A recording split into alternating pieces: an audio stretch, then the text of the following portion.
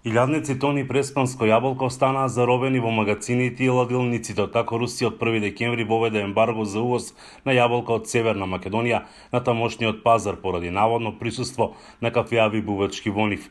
Но председателот на Сдруженијето на овоштари од Ресен, Љубе Пампулески, за Глас на Америка вели дека оваа бувачка ја имало и претходните години, но оти никогаш тоа не било причина за да Русија го прекине откупот.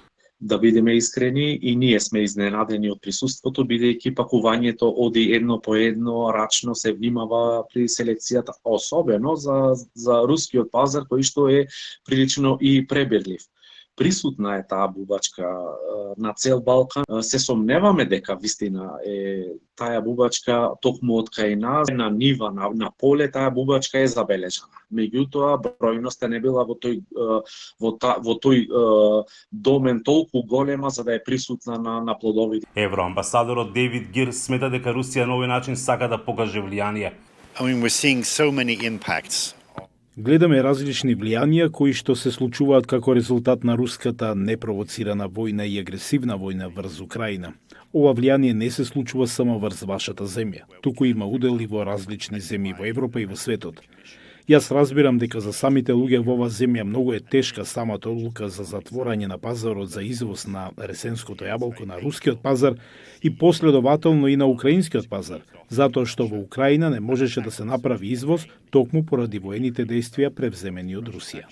Градоначалникот на Ресен вели дека сега на преспанските фармери им остануваат многу мали пазари на Балканот. Во таква ситуација не само Преспа како општина на сериозни губитоци, во секој случај губитоците ќе бидат преголеми и за државата. Мораме да најдеме солуции.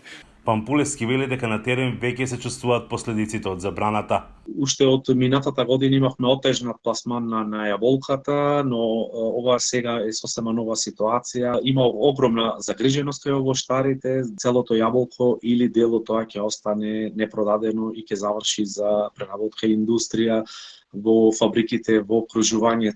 Последиците допрва ќе бидат почувствувани, но се надеваме и очекуваме да ова забрана сепак биде спуштена. Тој не сака да преудицира дали ваквата одлука на руските власти има политичка позадина.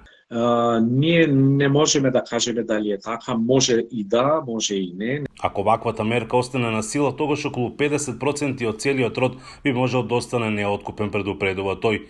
Инаку само во 2020 година извозот на јаболка од Северна Македонија се проценува на 29 милиони долари, од кои 20 милиони отпаѓаат на рускиот пазар. Од Охрид, за Гласот на Америка, Мики Трајковски.